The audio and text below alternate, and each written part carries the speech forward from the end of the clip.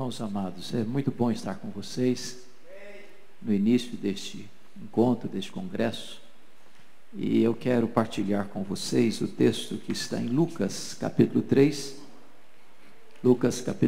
versos de 1 a 20.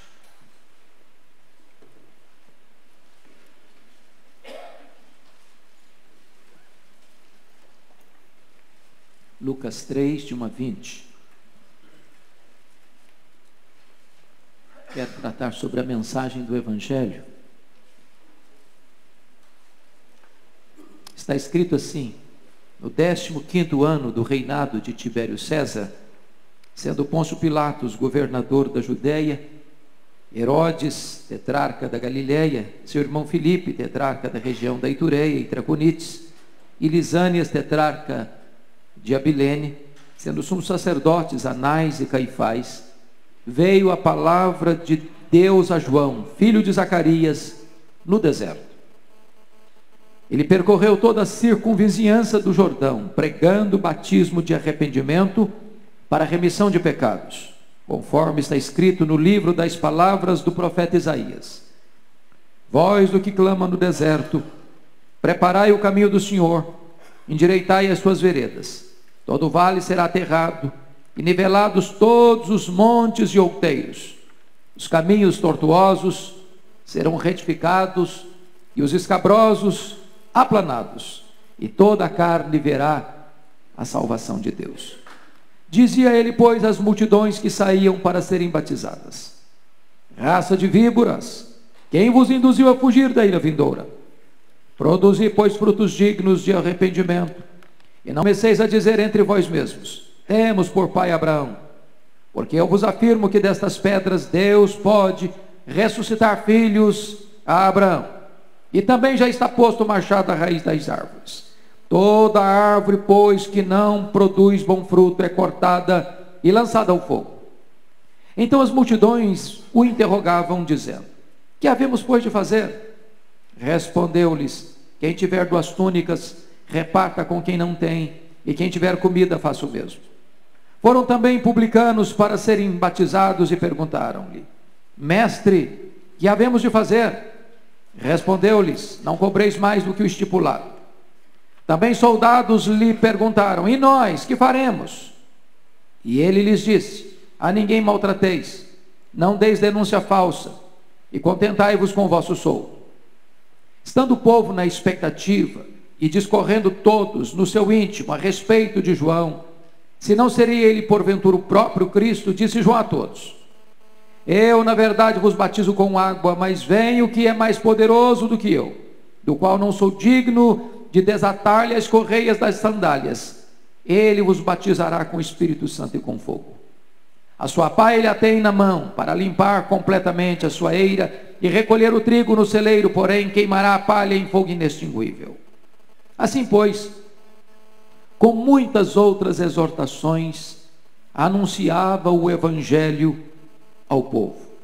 Mas Herodes, o tetrarca, sendo repreendido por ele, por causa de Herodias, mulher de seu irmão, e por todas as maldades que o mesmo Herodes havia feito, acrescentou ainda sobre todas a de lançar João no cárcere. A mensagem do Evangelho. Queridos irmãos, Lucas, que é médico e historiador, está aqui introduzindo o ministério do precursor do Messias, o ministério de João Batista. É importante entender que esse texto talvez seja um dos textos mais relevantes de toda a revelação bíblica. Este texto está encerrando um ciclo e começando outro. Encerrando o ciclo da antiga aliança, do Velho Testamento, e começando o ciclo do Novo Testamento. Aqui entra a mensagem do Evangelho. E Lucas tem o cuidado de circunscrever esta cena, dando-nos detalhes importantes para entendermos em que cenário este pregador do Evangelho aparece.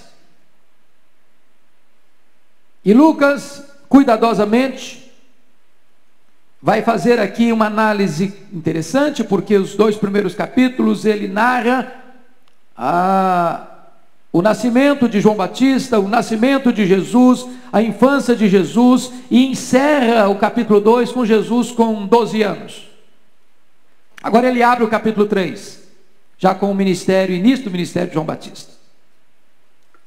Nós não sabemos como é que foi a infância de Jesus. Há muitos curiosos, especuladores, que dizem tantas coisas. Mas aprendi uma coisa: onde a Bíblia não tem voz, nós não devemos ter ouvidos. Portanto, começa aqui com o ministério de João Batista no capítulo 3. Se você notar, o capítulo 2 fala de César Augusto. Mas quando abre o capítulo 3 é um outro imperador. Agora é Tibério César. E se você notar no verso 1 e no verso 2, ele vai citar 7 personagens. 5 do mundo político, 2 do mundo religioso, para descrever com clareza como estava o mundo e como estava a região de João Batista quando ele inicia o seu ministério. Primeiro, Lucas começa do geral para o particular. Ele começa do império para a província. Ele começa do império romano para Israel. Ele diz no 15º ano do reinado de Tibério César, sendo Pôncio Pilatos governador da Judéia, Herodes tetrarca da Galileia, seu irmão Filipe tetrarca da região da Itureia e Traconites, e Lisânias tetrarca de Abilene. Bom, eu queria pedir licença a você para fazer uma retrospectiva, para entendermos melhor esse cenário. Você sabe que o Velho Testamento encerra com o livro de Malaquias. Naquele tempo, quem governava o mundo era o Império Medo-Persa. Depois você tem 400 anos de silêncio profético. É o chamado período interbíblico. Mas o mundo mudou muito nesse período do silêncio profético. Por quê? Porque esse Império Medo-Persa cai nas mãos do Império Greco-Macedônio. E o grande desejo de Filipe da Macedônia era espalhar a cultura helênica, a cultura grega pelo mundo. Ele morre sem realizar esse sonho. Seu filho, Alexandre o Magno, Alexandre o Grande, Alexandre Magno, começa a governar com 20 anos. E ele, mais industrioso do que seu pai, mais valente do que seu pai, ele faz dobrar diante da sua bravura os reinos da terra. E esse moço morre precocemente aos 33 anos de idade, não tendo mais terras para conquistar. Com a morte dele, não tendo sucessor, o reino é dividido em quatro grandes generais do seu império.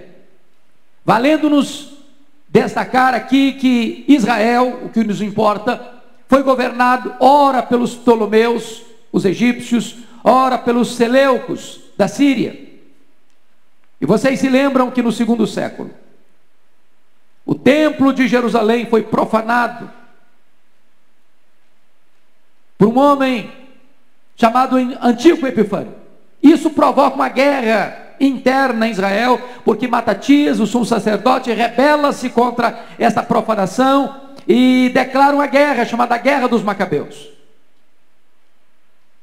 E Judas Macabeu vai ser o grande herói dessa guerra e livra Israel deste domínio, estabelecendo um governo asmoneu nessa região. Só que no ano 63, Pompeu domina essa região, e essa região passa a ser governada por Roma. E Pompeu estabelece nesse lugar Antípater como grande líder dessa região, como rei nessa região.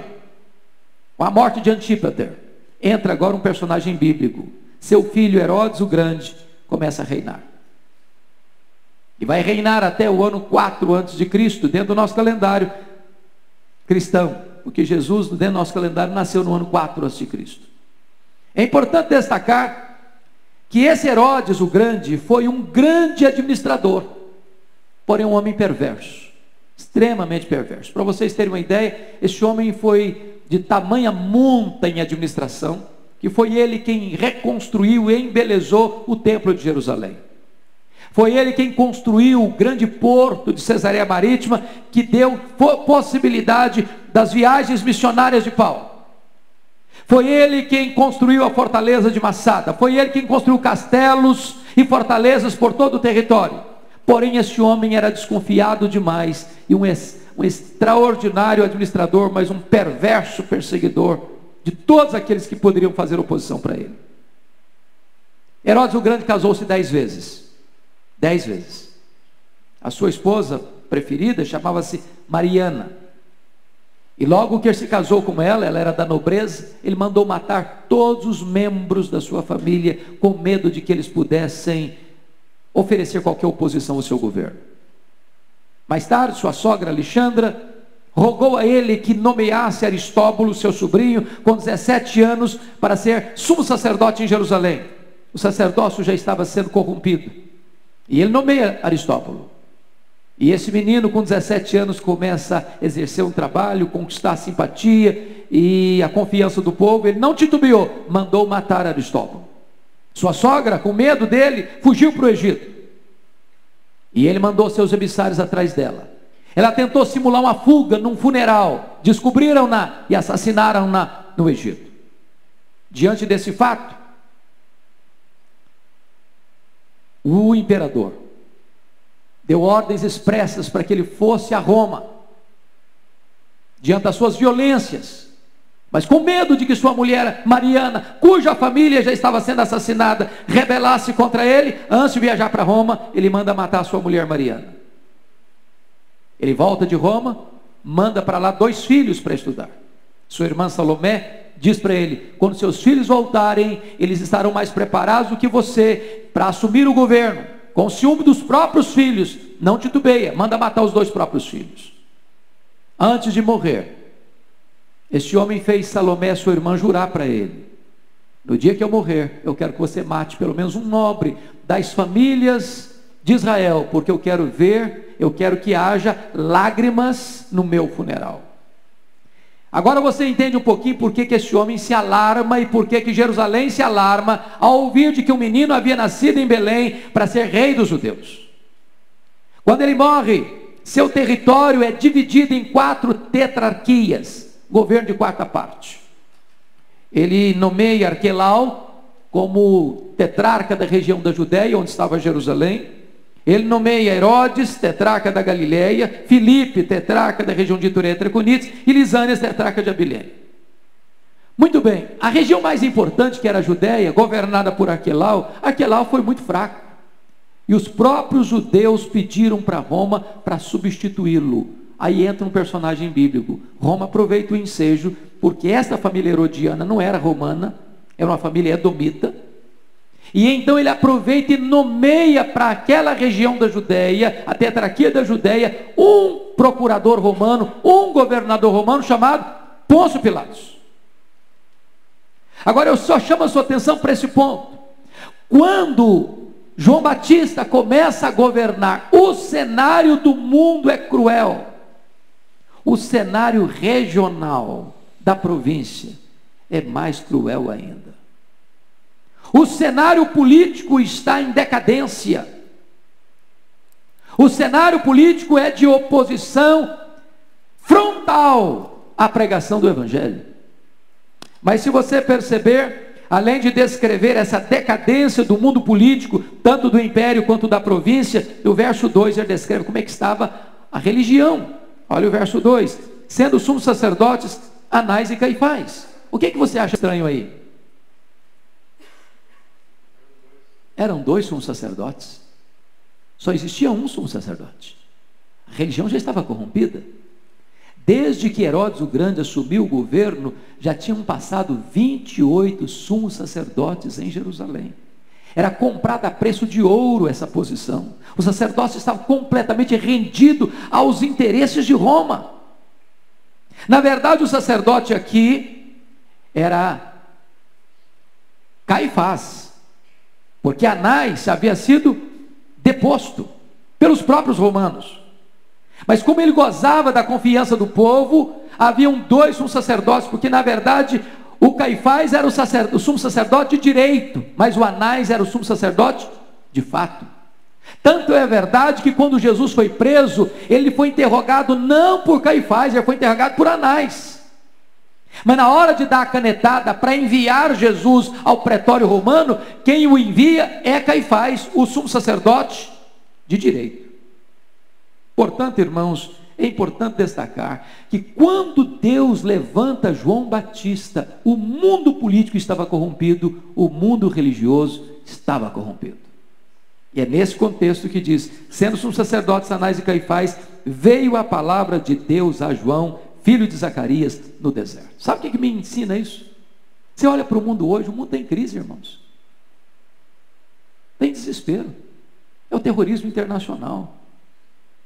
É a crise de nações atacando outras nações, não respeitando pactos e acordos internacionais. É a crise brasileira que no dia de hoje vive uma transição de governo num momento tão crítico e doloroso da nossa nação. No momento em que a pregação do verdadeiro evangelho está hoje enfrentando seríssimas oposições, porque nós estamos vivendo uma época do pluralismo religioso, onde a verdade absoluta é rejeitada frontalmente. Mas eu quero dizer para você que, por pior que seja a circunstância, Deus pode virar a mesa. Deus pode gerar um fato novo. Porque notem, a palavra de Deus veio a João, filho de Zacarias, no deserto. A palavra de Deus não veio a Tibério César em Roma. A palavra de Deus não veio a Pôncio Pilatos em Jerusalém. A palavra de Deus não veio a Anás e Caifás, sumos sacerdotes de Jerusalém. A palavra de Deus não veio aos escribas, aos fariseus, aos saduceus. A palavra de Deus veio a João. E não veio no templo, e não veio no palácio. A palavra de Deus veio a João no deserto. Deus usa alguém estranho, que se veste de forma estranha, que se alimenta de forma estranha, que prega num lugar estranho. Deus pode fazer o novo, o inédito, o inesperado, porque Deus é soberano para agir do seu modo, da sua maneira, para o louvor da sua glória. Agora veja comigo, como é que é o ministério desse precursor? Versículo 3 diz que ele percorreu toda a circunvizinhança do Jordão. O ministério de João Batista não é intramuros. O ministério de João Batista não fica preso dentro de quatro paredes.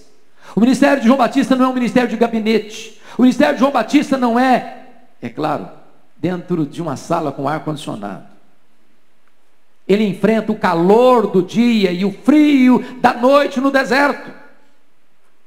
Agora, não importa onde você esteja, querido, se numa grande metrópole, se numa cidade pequena, ou se numa região rural, quando a palavra de Deus vem a você, as pessoas vêm para ouvir a palavra de Deus.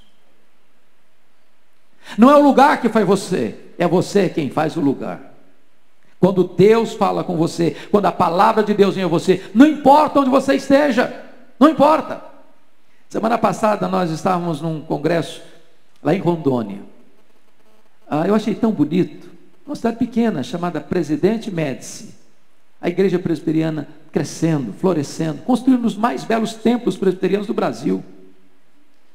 Quando Deus põe a sua mão, quando Deus fala, quando Deus abençoa, meus irmãos, a obra vai crescer. Não importa se num lugar pequeno, se numa favela, se num bairro de classe A, ou se dentro de uma região rural. Deus é poderoso para fazer a sua obra avançar. Mas você pergunta assim: o que esse João pregava? Qual é a mensagem que você e eu devemos pregar? Diz o texto que João Batista percorreu toda a circunvizinhança do Jordão, pregando o batismo de arrependimento para remissão ou para perdão de pecados. Aqui tem um ponto fundamental, porque tem muita gente pregando hoje outras coisas, pregando uma mensagem apenas positiva, pregando uma mensagem apenas panaceia, pregando apenas prosperidade, pregando apenas saúde, pregando apenas pro aqui e pro agora. Há igrejas pelo mundo afora aí que diz o seguinte: aqui não se prega mais sobre pecado. O povo já está muito machucado pela vida. Vamos oferecer coisas mais leves, mais palatável. João Batista começa pregando depois de 400 anos de silêncio profético, pregando batismo de arrependimento para perdão de pecados. Em outras palavras, não tem perdão sem arrependimento, não tem salvação sem arrependimento. Não podemos pregar outra mensagem. O Hoje, queridos irmãos, se está pregando tantas vezes um evangelho de adesão e não um evangelho de conversão. As pessoas entram para a igreja, mas não são convertidas, não se toca na ferida, não se põe a mão lá no núcleo do evangelho, que é mostrar que o homem está rebelado contra Deus, e a não ser que ele se arrependa, ele não pode ser perdoado. Mas você pode perguntar ainda, de onde João Batista tirou essa mensagem? Ele a criou? Ele a inventou? Ele a produziu por si mesmo? Não, o versículo 4 nos diz, conforme está escrito no livro das palavras do profeta Isaías. Essa mensagem ele não a gerou, essa mensagem está fortemente ancorada na palavra de Deus. Mais do que nunca, irmãos, nós, se queremos ver a igreja crescer, se queremos ver a obra de Deus avançar, precisamos nos voltar para a palavra de Deus e pregar não sobre a palavra, pregar a palavra. Não há outra mensagem. Eu tenho rodado por aí, e eu acho muito curioso. Você pode detectar uma igreja que prega a palavra e uma igreja que não prega a palavra da seguinte maneira: o pregador levanta para pregar, o povo abre a Bíblia e acompanha o texto. Terminou de ler o texto, o povo faz isso aqui, ó. Qual a conclusão que você está chegando? Esse povo não está acostumado a ouvir a palavra de Deus. Lê a Bíblia, fecha a Bíblia. Porque o camarada que vai falar agora, ele vai falar. Mas ele não vai falar do texto que ele leu. Ele não vai expor o texto que ele leu. O que vai sair dali agora é da cabeça do pregador e não emanado das Escrituras.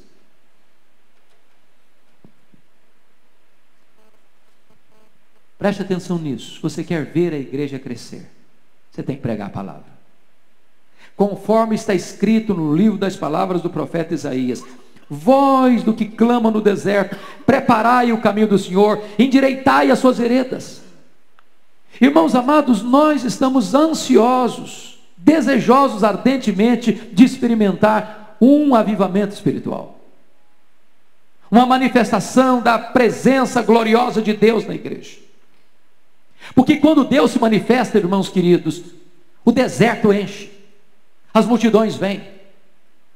Não importa se num templo com ar-condicionado, não se importa se vai ser numa lona, não, num circo de lona, lá no bairro da esquina, não importa se debaixo de uma árvore, as pessoas virão. E o que é avivamento? A melhor definição que eu já ouvi foi do pastor Erle Stigen, lá da missão Quacisabanta, quando esteve no Brasil. Ele disse: avivamento é preparar o caminho do Senhor para que Ele se manifeste. Se avivamento é uma obra soberana e exclusiva do Espírito Santo, que nós não podemos produzir, cabe a você e a mim prepararmos o caminho do Senhor para que Ele se manifeste. Nós não produzimos, mas nós preparamos esse caminho para que Ele venha. E de que maneira se prepara esse caminho? O profeta Isaías descreve, João Batista enfatiza isso. Primeiro, todo o vale será aterrado, nivelado todos os montes e outeiros, os caminhos tortuosos serão retificados e os escabrosos aplainados. É claro que João Batista está falando aqui de uma linguagem, meus irmãos, da engenharia de trânsito. O que está por trás aqui?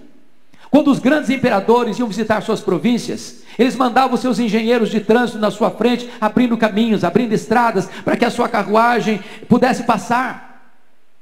O que esse texto está querendo dizer é que você e eu somos engenheiros de trânsito. Nós vamos à frente abrindo caminhos. E esse caminho não é uma estrada, esse caminho é o coração do homem. E a primeira coisa que precisa acontecer, e aí o texto diz, é que o vale tem que ser aterrado. Vale fala de depressão, vale fala de separação, vale fala de cratera, de buraco, de coisas que precisam ser tapadas para que Deus se manifeste. Os vales da nossa vida precisam ser aterrados. Não há avivamento, não há manifestação do poder de Deus sem que esse fato aconteça. Segundo, os montes e outeiros têm que ser nivelados. Monte fala de soberba, de altivez, de orgulho. A não ser que o trator de Deus passe por sobre esses montes da vaidade, da soberba e do orgulho, nós não poderemos experimentar a manifestação de Deus. E a vaidade, irmão, soberba no coração às vezes, altivez religiosa, a altivez denominacional, a altivez, às vezes, do conhecimento, a não ser que Deus passe o seu arado nesse monte, derrube esse monte e nivele esse território, não haverá manifestação de Deus. Terceiro, o caminho torto tem que ser endireitado. O que é caminho torto? É vida dupla, é hipocrisia, é ser uma coisa na igreja, outra coisa em casa, outra coisa na rua, é dizer uma coisa e viver outra. Meus irmãos, talvez esse é o grande drama nosso, de uma ortodoxia no papel, bonita, mas uma vida que não é consistente com essa teologia, de uma ortodoxia ossificada, de uma ortodoxia morta, de uma ortodoxia que está na cabeça, mas não desce ao coração e não se converte em obras dignas de Deus. Há quantas pessoas hoje que são ortodoxos de cabeça, mas hereges de conduta, precisando alinhar sua vida, endireitar sua vida. Terceiro lugar, os caminhos escabrosos precisam ser aplanados. E a palavra escabroso na língua grega traz a ideia de fora do lugar. É hora de perguntar o seguinte: o que é que está fora do lugar na minha vida? Meu casamento? Meus sentimentos? Meus pensamentos? Minhas motivações? Minhas ações? Minhas reações? O que é que está fora do lugar na sua vida, no seu casamento, na sua família, no seu ministério, que precisa ser alinhado com o propósito e a vontade de Deus? João Batista diz que quando essas coisas são acertadas, quando a vida é corrigida, quando a palavra de Deus vai trabalhando e transformando tudo na nossa vida, então Deus se manifesta, então toda a carne verá a salvação de Deus.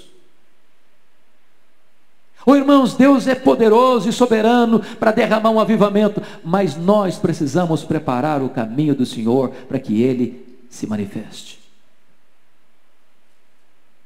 Chega o verso 7. Diz a Bíblia que as multidões saíam para serem batizadas. E eu imagino João Batista no deserto, e eu quero crer que é durante o dia, um calor imenso.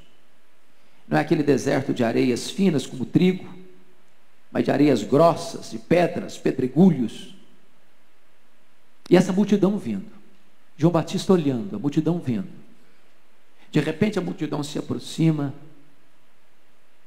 e ele é tão radical, não é politicamente correto. Eu acho que se o pastor Arival se levantasse aqui no domingo à noite, se dirigindo ao seu povo: raça de víboras! Eu acho que eles iam dar um impeachment para ele.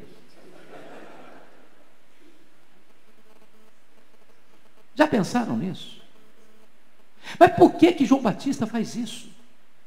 Diz Mateus que no meio dessa multidão estão os escribas, os fariseus, os saduceus. Sabe o que ele está vendo e denunciando aqui? É o terrível perigo de alguém vir para ser batizado sem o correspondente arrependimento no coração. João Batista está alertando aqui para um perigo terrível, um veneno mais letal do que o veneno das serpentes. É o perigo de você enganar o seu próprio coração, recebendo um rito religioso, o batismo, sem a eficácia dessa obra no coração, que só o Espírito Santo pode produzir o verdadeiro arrependimento para a vida. Não é fato, irmãos, que tantas vezes a igreja tem tanta gente no seu hall que nunca nasceu de novo, que se torna membro da igreja, que ocupa posição de liderança na igreja, mas jamais experimentou o verdadeiro e genuíno arrependimento. E João Batista está aqui trazendo essa verdade à tona. Raça de víboras, quem vos induziu a fugir da ira vindoura? O que me impressiona, irmãos, é que depois de 400 anos de silêncio profético, este homem tem coragem de começar a pregar, e pregar sobre o inferno, ira vindoura, porque é melhor escutar sobre o inferno do que ir para lá. E se você perceber, a pregação de João Batista é tão forte, porque ele está dizendo o seguinte: cuidado, cuidado para você não crer ou não pregar um evangelho pela metade. Ele diz no verso 8: produzi, pois, frutos dignos do arrependimento. Sabe o que está querendo dizer com isso? Não é arrependimento e novamente arrependimento, é arrependimento e frutos dignos de arrependimento. Tem pessoas que brincam com a graça, zombam da graça, planejam pecar. Quer um exemplo disso? Nós, agora no mês de fevereiro, tivemos no Brasil, mais uma vez, aquilo que é chamado de a maior festa popular do mundo, o Carnaval brasileiro. Quando o Carnaval termina, na terça-feira à noite, na quarta-feira em seguida, já tem uma cerimônia mundialmente conhecida, chamada Quarta-feira de Cinzas. Aí o cidadão que se entregou à bebedeira, que se rendeu à promiscuidade, que cometeu todos os excessos nesta festa da carne, chega na quarta-feira, bota um punhado de cinza na testa, um sinal de arrependimento. Só que ele sai dali planejando o próximo carnaval.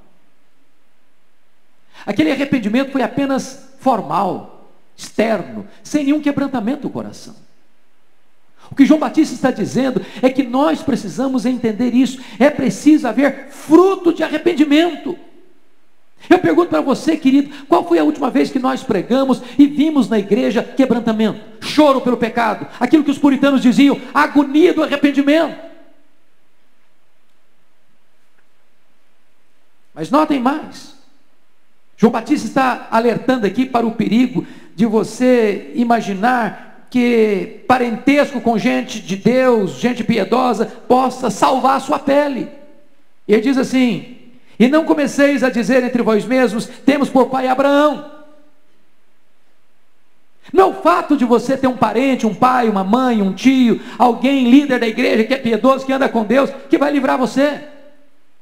O que João Batista está dizendo aqui, o que é importante não é ter o sangue de Abraão correndo em suas veias, o que é importante é ter a fé de Abraão habitando em seu coração.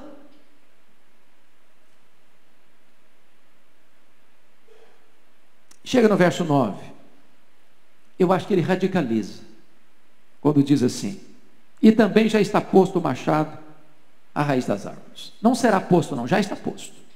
E não está posto no galho, está posto na raiz. E se o machado está posto na raiz, o que significa isso? Quando você corta a raiz de uma árvore, o que acontece com ela? Ela morre. Sabe o que João Batista está dizendo aqui? A mensagem que você e eu devemos pregar é esta: arrepender e viver, ou não se arrepender e morrer. Não há outra alternativa. É com essa radicalidade que João Batista prega. Arrepender e viver, ou não se arrepender e morrer. O machado já está posto na raiz das árvores. Quem não produz bom fruto é cortada e lançada no fogo. E aí vem o auditório dele. Se você conferir comigo, versículo 10, as multidões, versículo 12, os publicanos, versículo 14, os soldados. E nessa multidão, ou nessas multidões, porque está em plural, tem aqui os escribas, tem aqui os sacerdotes, tem aqui os fariseus, tem aqui os saduceus, tem aqui o povo em geral. E aqui tem um ponto importante: os publicanos, funcionários públicos da Receita Federal, os soldados, funcionários públicos da área da segurança. E a igreja de Deus, irmãos, não é uma igreja de classes. Essa ideia de opção pelo pobre é balela.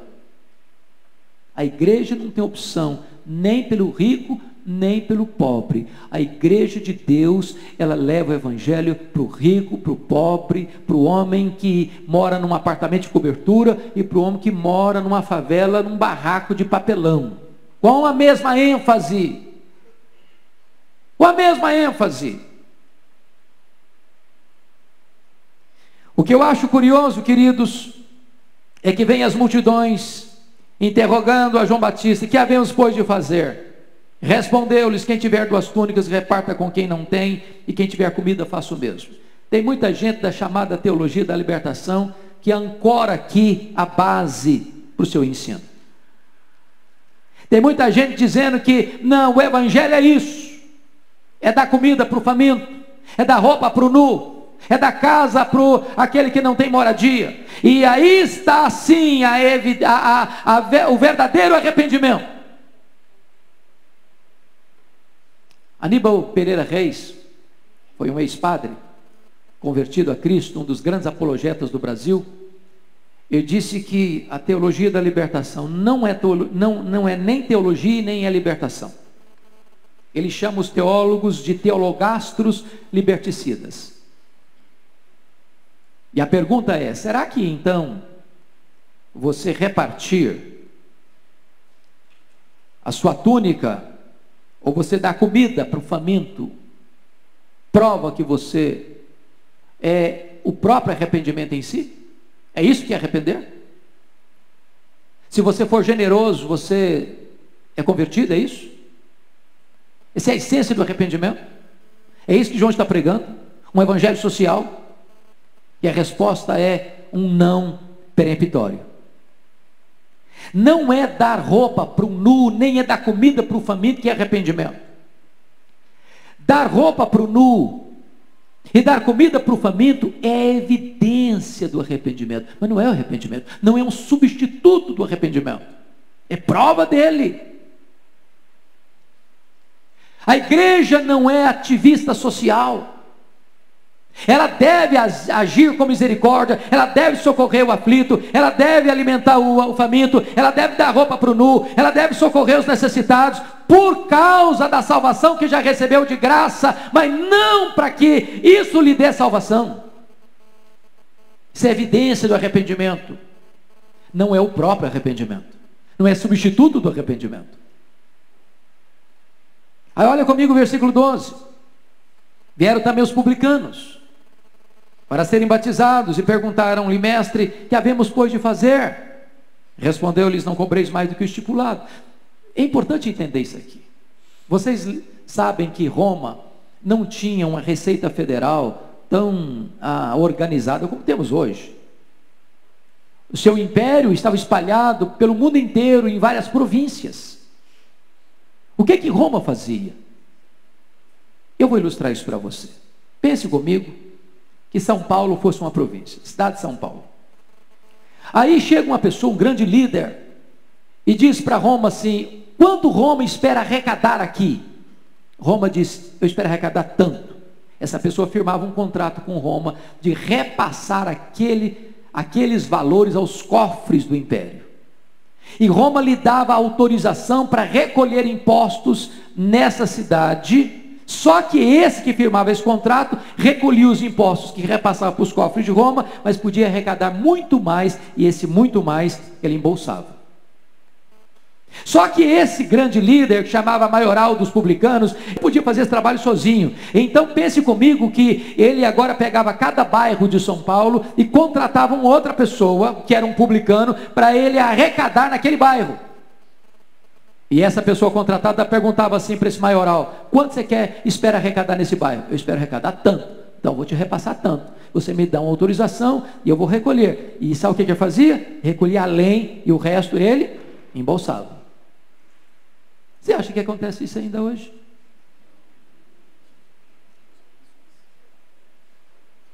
Você percebe que o sistema de arrecadação de impostos era extremamente opressor para o povo que trabalhava à meia com o governo. Era esse o contexto. Era essa gente que estava se enriquecendo em nome da Receita Federal, do leão da época, que chega como ouvinte do Evangelho, escuta João Batista pregar sobre arrependimento, e eles perguntam: e aí, João Batista, como é que nós vamos fazer? João Batista diz o seguinte: não cobreis mais do que o estipulado. Sabe o que João Batista está ensinando aqui? O Evangelho produz mudança de caráter. O Evangelho produz mudança da ética. É impossível alguém dizer que se arrependeu e ser desonesto nos seus negócios. É impossível alguém dizer o seguinte: eu creio no Evangelho, eu recebi o Evangelho, eu prego o Evangelho, mas faz política de bastidor para se enriquecer de forma ilícita. Irmãos, a igreja evangélica brasileira está precisando de um choque ético. Choque ético. A nossa chamada bancada evangélica em Brasília parece-nos que é uma das mais acusadas de corrupção. Há muitos pastores e crentes que fazem tanto jogo de bastidor para se enriquecer. Gente que é crente, que dá cheque sem fundo, que mente, que corrompe, que é corrompida. João Batista está dizendo o seguinte: o evangelho não tolera isto. Diz o versículo 14, que também venham soldados e perguntam: e nós, que faremos? E João Batista diz assim para eles: a ninguém maltrateis, não deis denúncia falsa, contentai-vos com o vosso soldo. Temos que entender isso aqui. Sabe o que acontecia? Os soldados eram parceiros, coniventes, comparsas desse sistema de arrecadação injusta de impostos, e faziam um acordo de bastidor com os arrecadadores de impostos. Chegava o camarada numa empresa e falou: olha, você tem que pagar tanto de imposto. O empresário dizia: não, mas eu não posso. O fazendeiro dizia: não posso. Se eu pagar essa quantidade de imposto, eu quebro. Aí entrava o soldado na jogada: ou você paga, ou eu te denuncio. Naquela época, denunciar um cidadão a Roma era expor a cabeça dele a prêmio.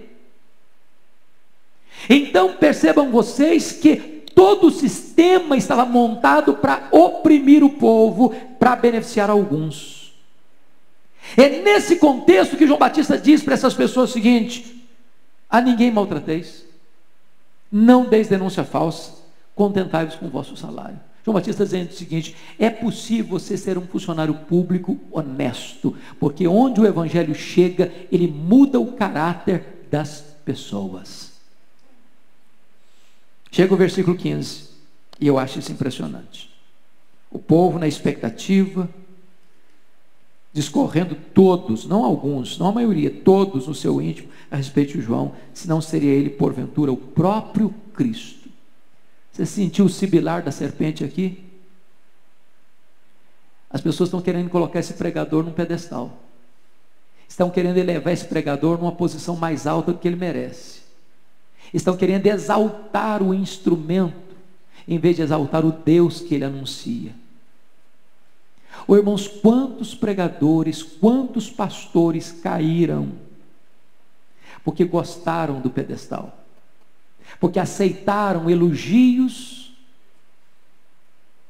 que não lhes cabia, posição que as pessoas colocaram-no e não era dele. Eu lhes garanto que mais líderes caem por essas vantagens do que pelas agruras e sofrimentos da vida. O que João Batista faz? Preste atenção. Versículo 16. Disse João a quem? Por que ele disse a todos, irmãos? Porque foi todos, discorrendo todos. Se todos discorriam achando que ele era o Messias, e ele falasse apenas para um grupo, corria o risco de que houvesse falta de transparência na sua explicação. Já que todos cogitavam que ele era o Cristo, ele faz questão de explicar para todos quem ele é. E notem mais, ele diz assim: eu na verdade vos batizo com água, mas vem o que é mais poderoso do que eu, do qual eu não sou digno de desatar-lhe as correias das sandálias, e ele vos batizará com o Espírito Santo e com fogo. Pastores queridos, prestem bem atenção nisso aqui. Você e eu precisamos saber a nossa limitação. Hoje está muito comum a chamada transferência da unção.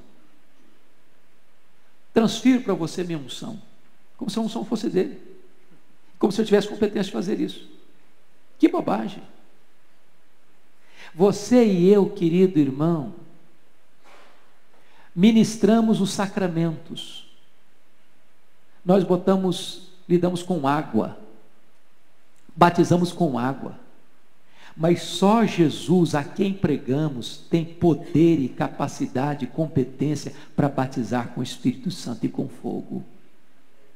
Você e eu recebemos as pessoas e as batizamos, mas só o Espírito Santo que Jesus Cristo concedeu tem poder de aplicar essa transformação no coração das pessoas. Você e eu somos limitados e pregamos o Cristo ilimitado. Você e eu ministramos a ceia, os elementos da ceia, o pão e o vinho, mas só o Espírito Santo pode aplicar a eficácia do corpo e do sangue de Cristo no coração das pessoas. Você e eu somos limitados, mas pregamos o todo-poderoso Deus, Jesus Cristo nosso Senhor, aquele que batiza com o Espírito Santo e com fogo. Você e eu recebemos as pessoas na igreja visível, mas só Jesus tem competência para receber essas pessoas na igreja invisível. Essa é uma verdade absoluta e nós não podemos prescindir dela. Chega o verso 17. Notem comigo. João Batista vai mostrar uma realidade fortíssima para nós. Que realidade? É que aqui na igreja, visível, nós recebemos gente salva e gente não salva. Gente que passou pelo genuíno arrependimento e gente que é raça de víbora, que veio, recebeu o batismo, mas nunca se arrependeu. Aqui na igreja visível nós temos gente salva e não salva, redimida e ainda não perdoada, joio e trigo. E você e eu não temos a competência para julgar quem é quem, para separar quem é quem. Não temos. Mas notem isso. A sua pá ele a tem na mão para limpar completamente a sua eira e recolher o trigo no seu celeiro, porém queimará a palha em fogo inextinguível. Haverá um dia que a igreja de Deus será expurgada. Aqueles que nunca nasceram de novo, nunca se arrependeram, serão expurgados, serão palha que irão para o fogo. Portanto, você e eu precisamos pregar essa palavra de juízo, de alerta para as pessoas, para que elas se arrependam. Porque a ordem de Deus é arrepender e viver, ou não se arrepender e morrer. E então fecha a cortina com o verso 18. Porque diz assim, pois com muitas outras exortações, anunciava o quê? O evangelho ao povo. E eu acho curioso que não tem adjetivo para evangelho aqui. Não é evangelho da prosperidade, não é evangelho do sucesso, não é evangelho palatável. É o evangelho. Que mensagem foi essa do evangelho? A mensagem de que não há perdão de pecados sem arrependimento. Qual foi a última vez que você escutou um sermão sobre arrependimento? Na televisão, no rádio? Este é o evangelho. Essa é a mensagem do evangelho. E se nós queremos, irmãos, ver a igreja crescer, nós não podemos prescindir desta mensagem do arrependimento. Porque a mensagem do arrependimento para perdão de pecados é a essência do evangelho. Mas eu pergunto a você, e você e eu, pregadores, pastores, temos algum preço a pagar por isso? Se nós pregarmos o evangelho, vamos ser populares? Vamos nos incensar? Vamos nos aplaudir? Notem comigo. Chega o versículo 19, tem uma adversativa aí. Mas Herodes, o tetrarca, sendo repreendido por ele, por causa de Herodias, mulher de seu irmão, e por todas as maldades que o mesmo Herodes havia feito, acrescentou ainda sobre todas, lançar João no cárcere. Notem vocês que esse Herodes aqui é o Herodes Antipas. A Bíblia fala de 4 Herodes: Herodes o Grande, Herodes Antipas, que era filho dele, esse aqui, tetrarca da região da Galileia. Depois Herodes Agripa I, que foi comido de vermes, está lá em Atos capítulo 12. Depois Herodes Agripa II, que está lá em Atos 26, que fechou a porta da graça dizendo para Paulo: por pouco me persuades me fazer um cristão. E esse Herodes Antipas era o mais parecido com o pai dele, Herodes o Grande, mais perverso, mais cruel. Notem vocês que João Batista pregava no deserto da Judéia. Herodes era tetrarca de quem? De que região? Da Galileia. Portanto, Herodes não era da província de João Batista. E João Batista escuta que Herodes está agora morando com a cunhada dele, Herodias. Por que isso?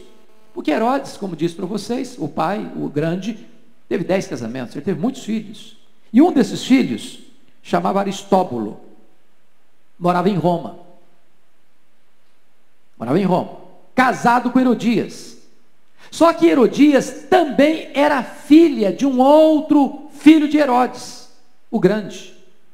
De tal maneira que Herodias não era apenas cunhada de Herodes Antipas, mas também sobrinha. Desta forma, o pecado de Herodes não era apenas um pecado de adultério, era também um pecado de incesto. Quando João Batista percebe que Herodes Antipas vai a Roma e visita o seu irmão Aristóbulo, se engraça com a mulher dele, que era sua sobrinha e cunhada, Herodias, e traz a sua cunhada para ser sua mulher, João Batista não aceita isso. Ele interfere nisso. Mesmo Herodes não sendo da sua província. E aqui eu fico perguntando para mim, se você e eu fôssemos interferir na vida pessoal, moral dos nossos governantes. Se fôssemos denunciar os pecados dos nossos políticos, o que aconteceria conosco? Amar-nos-iam? Colocar-nos-iam num pedestal? João Batista não aceita isso. Denuncia esse pecado de Herodes, mesmo sabendo que estava mexendo num vespeiro, num ninho de cobras. E diz a Escritura que esse Herodes, diz a história que esse Herodes Antipas era casado com a filha do rei Aretas. E Herodias exigiu dele: divorcia da filha do rei Aretas, senão não fico com você. Herodes Antipas divorciou-se da filha do rei Aretas para ficar com a sua cunhada e sobrinha. João Batista denuncia esse pecado. O que acontece? Ele vai para a cadeia. Mas João Batista entende uma coisa: é melhor ir para a cadeia com a consciência livre do que ficar livre com a consciência na cadeia. No dia que você e eu, pregador, profeta de Deus, mensageiro de Deus, tivermos que fazer política de boa vizinhança, adotarmos o politicamente correto e calarmos a nossa voz e silenciarmos o nosso ministério por conveniência pessoal, nós já teremos deixado de ser mensageiros de Deus.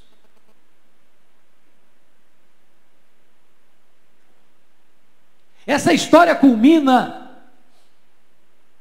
com a morte cruel de João Batista.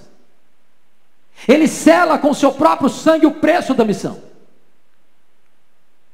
A pedido de uma mulher adúltera, de uma menina inconsequente, de um rei bêbado. Mas diz a Bíblia que João Batista está preso lá na fortaleza de Maquerós, bem próximo do Mar Morto, um lugar extremamente quente e úmido, sofrendo. E num dado momento, diz a Bíblia que João Batista pegou 2 dos seus discípulos, 2 dos seus emissários, mandou-os até Jesus, com uma pergunta: és tu mesmo o Messias que havia de vir? Ou havemos de esperar outro? Você se choca, perplexo, porque se fosse você e eu que estivéssemos talvez escrevendo a biografia de João Batista, nós pularíamos isso. Parece que isso é um contrassenso. Isso macula a imagem dele. Aquele homem tão firme, tão determinado, que vê Jesus vindo ao seu encontro e aponta: eis o Cordeiro de Deus que tira o pecado do mundo. Aquele que vê Jesus vindo para ele para ser batizado, e ele diz: Senhor, eu não sou digno de me encurvar, desatar a correia das tuas sandálias. Aquele que diz: eu batizo com água, mas aquele que vem após mim é mais poderoso do que eu, ele vos batizará com o Espírito Santo e com fogo. Como é que esse homem agora está assaltado pela dúvida? E diz a Escritura que quando Jesus recebe aqueles emissários, ele liberta cativos do demônio, pessoas oprimidas, cura cegos, e manda dizer para João Batista: fala lá para João Batista, que os cegos veem, que os coxos andam, que os leprosos são purificados, que os mortos ressuscitam, que aos pobres é anunciado o evangelho do reino, e bem-aventurado é aquele que não encontrar em mim motivo de tropeço. E os emissários voltam para João Batista, e Jesus agora se dirige aos que estão ali, talvez perplexos, chocados, perguntando: o que vocês foram ver no deserto? Um caniço agitado pelo vento? Um homem de roupas finas? Um profeta? Eu vos digo muito mais do que profeta, porque dentre os nascidos de mulher, ninguém foi maior do que João Batista. Meus irmãos queridos, aquele a quem anunciamos é tão misericordioso, que mesmo nos momentos mais críticos do seu ministério, quando o seu coração é assaltado pelo medo, até pela dúvida, ele não escorraça você, ele valoriza você. Talvez você que veio aqui hoje possa estar desanimado com o ministério, até pensando em deixar o ministério. Talvez você, fazendo a obra de Deus com sinceridade, com integridade, o que você está colhendo é oposição, é resistência, é perseguição. Talvez nessas horas você fraqueja, você duvida, você se angustia, você pensa em dar marcha ré. Mas Jesus Cristo é tão bondoso com você e comigo, como foi com João Batista, que em vez de desconstruir a imagem de João Batista, ele exalta João Batista, dizendo que dentre os nascidos de mulher ninguém foi maior do que ele. Sabe o que significa isso? O que é importante para você e para mim é ser aprovado por Jesus, mesmo que você seja perseguido pelos homens.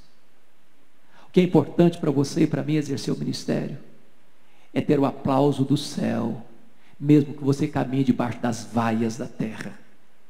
O que é importante para mim e para você é ter o sorriso de Deus, ainda que você enfrente a carranca do mundo. Fazer a obra exige um preço. E esse preço pode custar perseguição, pode custar prisão, pode custar a nossa própria vida. Que nós não abramos mão, que você e eu não possamos abrir mão jamais deste Evangelho, a mensagem do Evangelho, a mensagem que João pregou, que você e eu pregamos, que haveremos de pregar até que Jesus Cristo volte. Que Deus nos abençoe. Curva sua fronte, por favor. Vamos orar.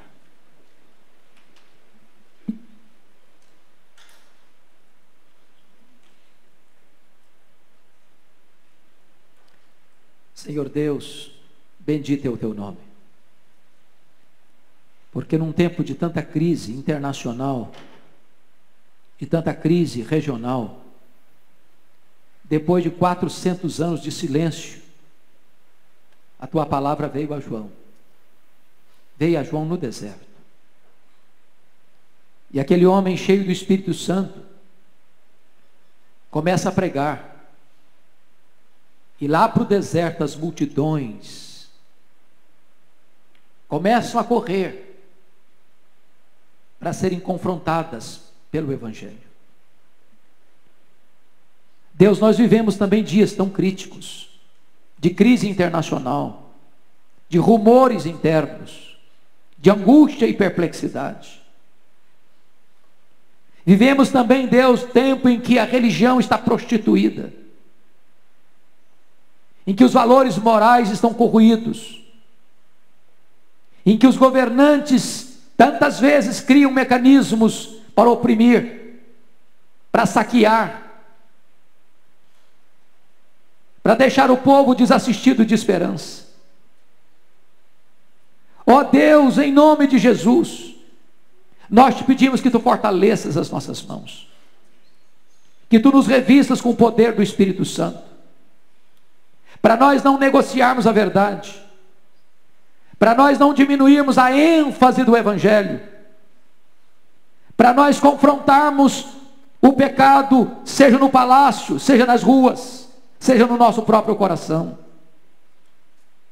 Em nome de Jesus, revitaliza o nosso coração, dando-nos entusiasmo, dando-nos virtude, dando-nos vigor, dando-nos unção, dando-nos poder, para que nós continuemos esta obra, ainda que com preço de sangue.